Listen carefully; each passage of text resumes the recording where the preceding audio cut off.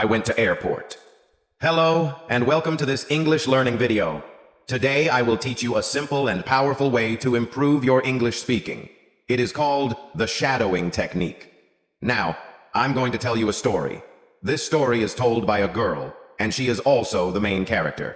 The story is called I Went to the Airport. Are you ready? Let's begin. And don't forget to like and subscribe to the channel so you can get more shadowing stories to practice English. I woke up early and checked my phone. There was a message from my best friend, Maya. It said, "Anna, please come to the airport today. I need you." 12 p.m., Terminal 3. I didn't understand. Why did Maya want me to go to the airport? She didn't say more. I tried to call her, but her phone was off. I looked at the clock. It was already 10 a.m. I had only 2 hours. So I put on my jeans, a pink jacket, and took my umbrella. I told my mom, "Mom, I need to go to the airport. Maya needs help." My mom looked worried but said, "Be careful, Anna." I took the bus. It was cold and wet. The bus was full of people, and I stood the whole time. I kept looking out the window. The sky was gray, and I saw planes in the distance. Finally, I reached the airport. It was very big and noisy. People were running, talking, and carrying bags. I looked for Terminal 3. It took me 10 minutes to find it. But when I got there, Maya was not there. I waited. 10 minutes, 15 minutes, 20 minutes. Still, no Maya. I felt nervous. I looked around. I saw a girl sitting near the window. She had a suitcase and was crying. I walked slowly to her and asked, "Are you okay?" She looked up. Her eyes were red. She said, "I missed my flight. I don't know what to do." I sat beside her. "My name is Anna. Can I help you?" She said her name was Sarah. She came from another city to see her father, but she was late and the plane had already gone. I gave her a bottle of water from my bag. We talked. She was kind, and she said, "You're a good person. Thank you." Suddenly, I got a call. It was Maya. I picked up the phone quickly. "Anna, where are you?" she asked. "I'm at Terminal 3 waiting for you." Maya said, "Oh no, I meant Terminal 2. I'm here and I'm scared. Please come fast." I said goodbye to Sarah and ran to Terminal 2. My heart was beating fast. When I reached there, I saw Maya sitting on the floor. She was crying too. "Maya!" I shouted. She looked up and ran to hug me. "Anna, I didn't know who to call. I'm so scared," she said. "What happened?" I asked. She told me something shocking. "I think someone is following me." I was surprised. "Who? Why?" I asked. "I don't know," Maya said. "On the bus to the airport, I saw a man watching me. When I got down, he also got down. I ran inside and tried to hide. I looked around. There were so many people." "Maybe it was nothing," I said. "Maybe you're just scared." "No," she said. "I saw him again at the coffee shop." Just then, Maya pointed at someone. "That's him," she whispered. I turned to look. A man with a black cap and a brown coat was standing near the exit. He was looking at his phone. My hands felt cold. "Stay here. I'll go talk to him." But before I could walk, the man looked at us and walked away. We didn't move. We just watched him disappear into the crowd. "Do you believe me now?" Maya said. I nodded. We sat for a few minutes in silence. Then I said, "Let's tell the airport police." We walked to the help desk and told everything. They listened and said, "Don't worry, we will check the cameras." We felt a little safe after that. Maya looked at me and smiled. "I'm lucky to have you," she said.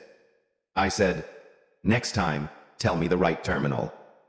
We laughed. But something still didn't feel right. Why was the man following her? Was it just a mistake? Or was something else going on? I looked at Maya and said, "Let's go home. But we need to be careful." She nodded. We walked outside together. It was still raining. I opened my umbrella. We got into a taxi. As we sat in the back seat, I saw something through the taxi window. A man. A black cap. A brown coat. He was watching us again. The taxi started moving. Rain hit the windows. Maya sat next to me holding my hand. I looked out the window again. The man with the black cap was standing under a tree. He was watching our taxi. My heart beat faster. "Maya," I whispered. "He's still there. He saw us leave." Maya looked out. She saw him too. Her eyes became wide with fear. "Do you think he will follow us?" she asked. "I don't know," I said. "But we're not going home. We need to be smart." I told the driver, "Sir, can you take us to the main city mall, not home?" He said, "Okay." The driver changed direction. I looked behind. A black car turned after us. I felt a chill. "Maya, that car, it's behind us." Maya looked back. It was the same man. He was driving. "Why is he doing this?" she asked. "I don't even know him." I didn't have answers. We reached the mall. It was big, busy, and full of people. We quickly got out and walked inside.